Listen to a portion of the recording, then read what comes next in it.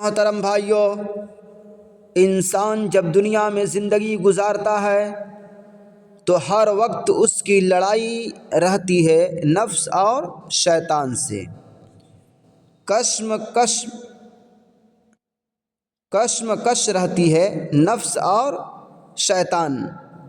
نفس بہکاتا ہے، دنیا کی طرف لے جاتا ہے اور گناہوں کی طرف لے جاتا ہے، معصیتوں کی طرف لے جاتا ہے۔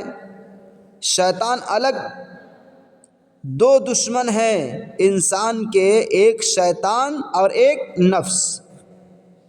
اس کو گناہوں کے طرف لے جاتا ہے، گناہوں کی خواہش پیدا کرتا ہے، گناہوں کی امنگ پیدا کرتا ہے، گناہوں کے ارادے پیدا کرتا ہے۔ اگر اب آدمی مومن ہے اور اس کو اللہ تبارک و تعالیٰ کے سامنے حاضر ہونے کا، آخرت کا کچھ احساس ہے، تو اس کو ان سے مقابلہ کرنا پڑتا ہے۔ گناہ کا جذبہ پیدا ہوا، فلاں گناہ کر لوں، سامنے ایک منظر نظر آیا کہ گناہ کا منظر ہے، دل چاہ رہا ہے، مچل رہا ہے کہ اس کو دیکھ لوں یا فلاں لذت حاصل کر لوں، اس کے لیے دل مچل رہا ہے، نفس آمادہ کر رہا ہے۔ اب اسے لڑنا پڑتا ہے کہ نہیں، کچھ بھی ہو، دل چاہے یا مچلے یا جیسا بھی دل میں جیسا بھی ارادہ پیدا ہو، ہم نہیں کروں گا، یہ گناہ کا کام نہیں کروں گا۔ یہ لڑائی نفس اور شیطان سے انسان کی جو باضمیر انسان کی ہے۔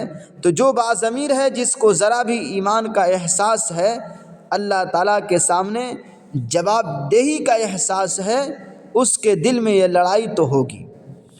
اب اگر تمہارا ضمیر اور تمہارے نیکی کا ارادہ زیادہ طاقتور ہے تو وہ شیطان کو بھی پچھاڑ دے گا اور نفس کو بھی پچھاڑ دے گا۔ ہمارے حضرت والا فرمایا کرتے تھے کہ شیطان جو ہے نا، یہ بڑا کمینہ قسم کا دشمن ہے، اور کمینے کا قاعدہ یہ ہوتا ہے کہ جو اس کمینے کے ساتھ نرم پڑ جائے، یہ اس پہ چڑھ جاتا ہے، اور اگر کوئی آدمی ڈٹ جائے کمینے آدمی کے سامنے تو وہ بالکل چھوئی موئی ہو کر ختم ہو جاتا ہے۔ لَأَنْتَ أَكْرَمْتَ الْكَرِيمَ مَلَكْتَ، کہ اگر کسی باعزت آدمی کی تم عزت کرو گے، اس کا احترام کرو گے، کہ تم اس کے مالک بن جاؤ گے، یعنی وہ تمہارا ہو جائے گا۔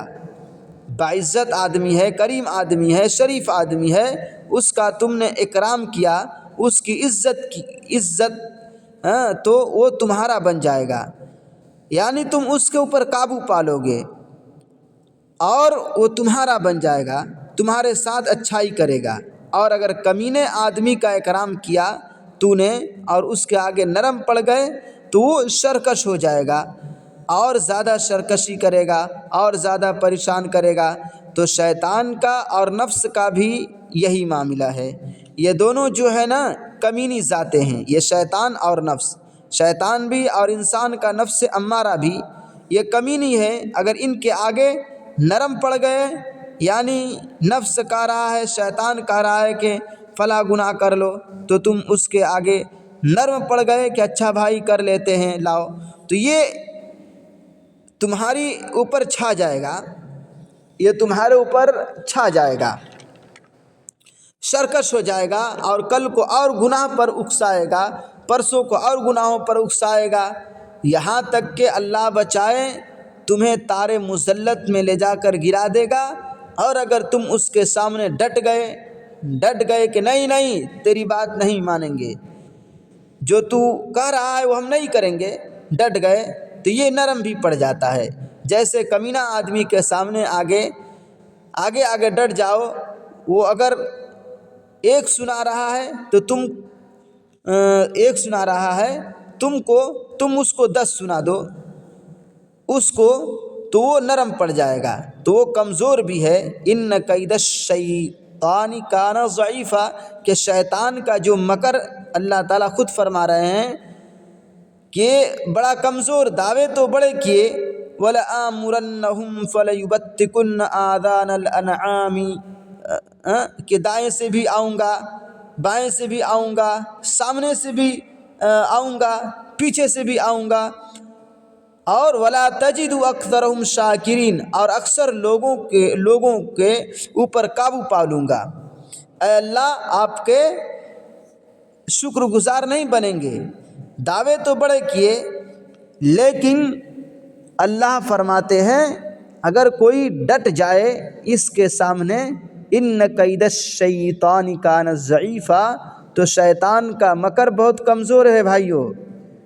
اس معنی میں کمزور ہے کہ جو ڈٹ جائے گا اس کے آگے یہ کمزور پڑ جائے گا، لیکن ڈٹنے کے لیے تھوڑی طاقت کی ضرورت ہے، ہمت کی ضرورت ہے، ہمت چاہیے ڈٹنے کے لیے۔